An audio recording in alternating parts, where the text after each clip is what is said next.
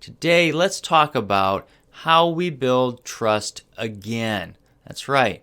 We've made a mistake, we've upset somebody, we violated trust.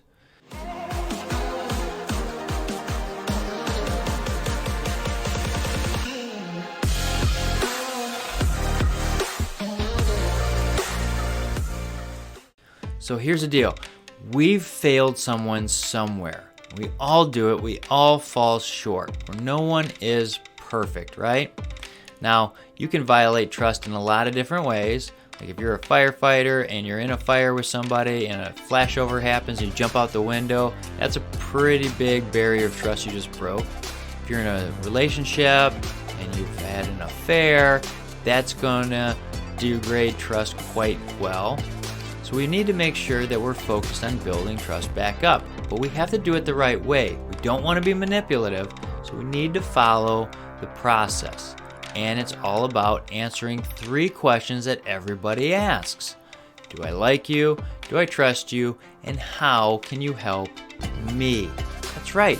If we're going to build trust with anybody or build it back up, we need to go back to the foundation and really start building those trust levels again.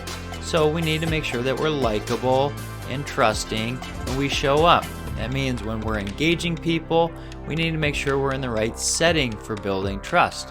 If it's a high traffic area like a subway, you're trying to have a conversation, or in a loud environment, anxiety levels are going to go up. Or even in the house, if something bad happened, we need to get outside of that and have conversations in environments that are inviting and relaxed to lower those anxiety levels, because higher anxiety levels will actually degrade trust. So we need to make sure that we have good levels of trust. Showing up in the right environment is going to help us. The next thing we need to do is actually make sure we wear the right kind of clothing. Yeah, that's right. We need to have like blues and whites. Those colors have actually been shown that they build trust. They're trust building colors. Robert Cialdini writes about this in his book called Influence. Fantastic book. Talks about all the different colors. Highly recommend you read that. But if you want to build trust, light blues and whites are the easiest way to go when you're engaging people. Okay? Now, scents actually can trigger anxieties and everything too. And I got a big education on it, and not to bore you on the story, but here's the deal. Everybody's personality types and past hurts or whatever can be triggered by different scents. So to be cognizant of it, I typically, whenever I'm meeting with somebody, especially for the first couple times, I don't wear any colognes. That's right. I actually don't smell bad. I'm going to smell clean, but I don't wear colognes because I don't want to trigger somebody. A scent can actually trigger people. So we need to make sure that we're focused in on doing so. Now, go walk around a nice department store, like a Lord & Taylor or Nordstrom's or whatever, and notice in the women's department, compared to the men's department and the kids department, they have different sounds, they have different smells, and different lighting, and different ways they have everything set up. That will help you understand this concept a little better. So if you're trying to engage like a woman or a man, go look in those areas to see how and why they do some things. So when you're sitting with people, you're actually going to work with them and build more trust fast. Now, here's the third thing we need to do, and we got to put our sales hat on and make sure that we're intentionally understanding people, because that third question that they're asking is, how can you help me? Well, they have their situation, their issues, and their ramifications. We need to make sure that we're understanding all of those well.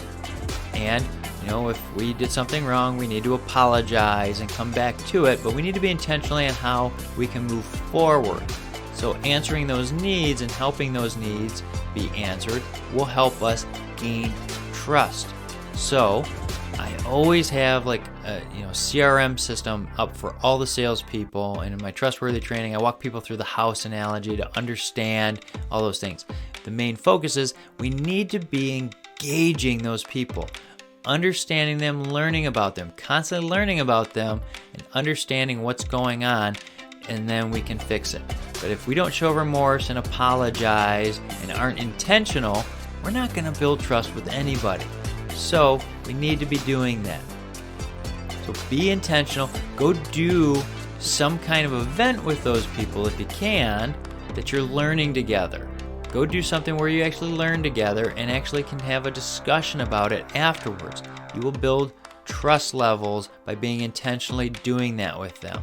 It's kind of like football players, after a game, they watch game film to see where they had issues so they can fix it. We need to be doing that with our relationships. Look at the game film. What happened? What can we do better next time? And how can we learn with the person and go over those things and have those discussions?